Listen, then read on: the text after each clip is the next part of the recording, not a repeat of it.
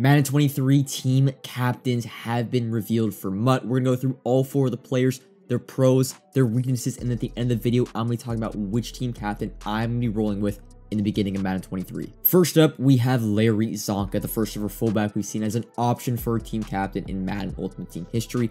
Big thing about team captains, if you are unaware, they get all 32 team chems. You could throw LarryZack on the Chiefs, LarryZack on the Raiders. For all I care, 6'3", 237 are the athletic measurables, so he's not overly the tallest running back. He's a decent size when it comes to running back slash fullback, but he's not going to be that Derrick Henry, that Cordell Patterson, that William Perry-esque size. Taking a look at the ability options for LarryZack, we actually have a great comparison to the 88 overall version in Madden 22, also a utility archetype to give sort of a idea of what abilities will be available for the 88 overall version in Madden 23, but unfortunately, there's just not that many good options. Screen Protector really being the most unique ability you can get on LarryZack, so if you are going to choose LarryZack as your team captain, he just doesn't have really many good abilities, and unless you run fullback dive 50 times a game, I just don't think LarryZack is that game changer you need when choosing a team captain, right? He's not super big, he's not super strong, and he's not super fast, so he's not going to be playing running back for you, he's not going to be playing tight end, he's too slow for that, so he's going to be a fullback. And well, fullbacks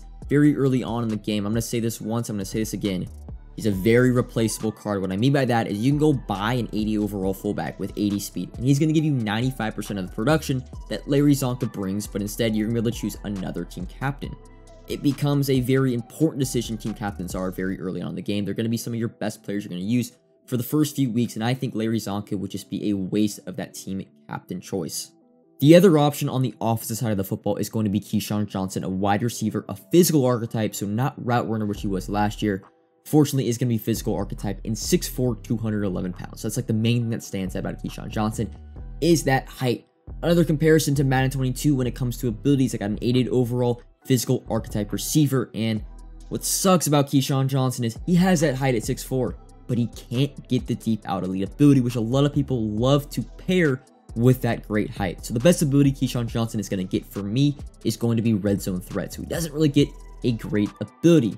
KeyshawnJohnson, though, he has solid speed, he has great height, but that no deep out elite to pair with that great height sort of limits my love for this card. And while KeyshawnJohnson is probably going to be, I can say, maybe the best receiver in the game, maybe opposed to Cooper Kupp, the issue I have is choosing a receiver as a team captain, because we're going to get a lot of options, we're going to get a lot of new cards in the game very early on at receiver that you're going to want to replace KeyshawnJohnson with. I mean, we've already seen the likes of Gabriel Davis, Cooper Kupp, Jalen Waddle. We have so many great NCAT and low overall to mid overall options, the wide receiver position early on in 23, that KeyshawnJohnson, while he is the best, he's probably only going to be the best for me a week or two before it gets easily replaced, as well as there are a lot of other options that will give you a lot of what KeyshawnJohnson gives you, but not as a team captain. Kind of like LarryZack, but not to the same degree. So KeyshawnJohnson, well, he's not LarryZack, where I don't think he really goes to anyone's team like LarryZack.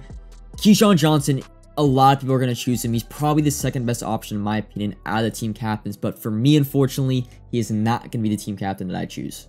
While KeyshawnJohnson has great height and is a great card, Eric Allen is going to struggle in that height department at only 5'10", 184. Stat-wise, though, across the board, he is going to be excellent and really well-rounded at 86 speed, so he's going to be up there with some of the fastest defensive backs in the game, as well as good man coverage and good zone coverage where he can play both.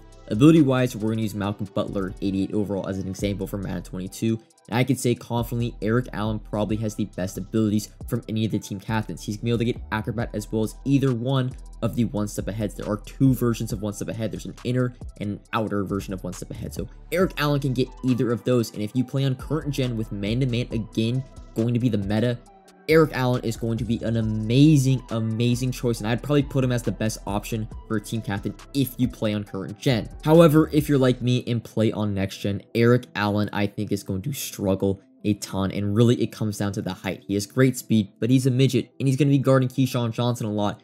6'4" versus 5'10" is not a battle you're going to want to take. The other thing about Eric Allen, and it really comes down to the cornerback position. Now, I normally love taking team captains or NCATs at the cornerback position because I play 4 corners on my main defense being dollar. I play 4 corners, so Eric Allen really would definitely see the field. However, I wouldn't even consider Eric Allen to be a top 5 corner at launch. That's day 1. Imagine a week, 2 weeks in the line, he's probably not even going to be a top 10 corner. I say this, you look at L'Jarius Sneed, tall, fast. Jalen Ramsey, tall, fast. Kyrie Elam, Kyler Gordon, tall, fast. I even put Caleb Farley, that 82 overall, as a better card than Eric Allen being faster and taller. So Eric Allen to me is sort of just like a mediocre corner. You could say, yeah, Eric Allen's free. Well, Caleb Farley's free, and if you're choosing RPs, if you have RP tokens, you're going to be choosing one of those two between Kyler Elam and Kyler Gordon. And well, L'Jarius Sneed to me is going to be one of my primary targets with my coins very early on in Madden. And Eric Allen just, I can't put him on my field at 5'10". If maybe if it was like 88 speed, 89 speed, I'd pick him. But the lack of height, especially with the other cornerback options we have at launch for Madden 23, fortunately, Eric Allen is not going to be one of my choices, or my choice for Madden 23 team captain. And for the last and final option for your team captain, it is going to be Sam Adams, a brand new legend to Madden Ultimate Team. And I'm just going to say it, I'm in love with this card. You want to talk about 6'4", 340. This man is thick. You want your defensive tackle to be as big as possible. I don't even have to look at the abilities to know everyone and their mother is going to be running inside stuff. One of the most important abilities since abilities were introduced. So Sam Adams, 6'4", 340. You can use inside stuff on him. He's thick. Great block shed at 87. Great speed at 78. He's only one speed less than that James Conner we saw earlier today with 79 speed. He's a defensive tackle that can rush the passer. He's not like the Jordan Davis, because a lot of people are going to say, hey, why don't you just go and choose 86 Jordan Davis with one of your rookie premier tokens? And I'm just going to say, hey, Jordan Davis, while he is thick, he's not as fast as Sam Adams, and he can't rush the passer. Sam Adams really is the perfect defensive tackle. And I'm going to go as far to say, I don't think there's going to be a better defensive tackle in the game for maybe the first 2 months. We might get a legend defensive tackle on that first drop, but all I care about for my DT is, do they get inside stuff, and how thick are they?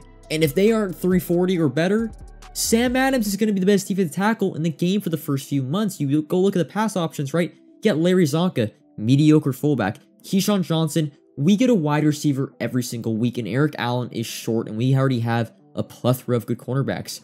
You're looking at the best defensive tackle for at least probably, I'd say, the first few weeks of Madden, and maybe the first few months of Madden. Sam Adams without, as soon as I saw this card, I'm like, I'm choosing him. I don't like spending money on my defensive tackles. This is a perfect team captain I'm probably going to use throughout the entirety of Madden 23, but that is going to wrap it up for this video. I can go through some pros and cons of each card. I'd say LarryZack really isn't an option for anybody. KeyshawnJohnson, if you love wide receivers and you really don't want to spend money on wide receivers, I'd say go out and get KeyshawnJohnson. He's going to be a top line wide receiver for the first few weeks. Eric Allen, if you're on current gen, it's probably the best option because corners in that game, especially if they're man-to-man and they're super fast, are very good. So Eric Allen might be the best card on current gen. But Sam Adams, I think, if you're on next gen, if you care about winning, I think Sam Adams is the best option, and it's not even close. But that is going to be my choice for my Madden 23 team captain until maybe months down the line when I want to switch to LarryZack for team chemistry purposes. But that's all for this video. Give me your thoughts down below on what card you think is the best and which card you are going to choose, and tell me why. And until next time, peace.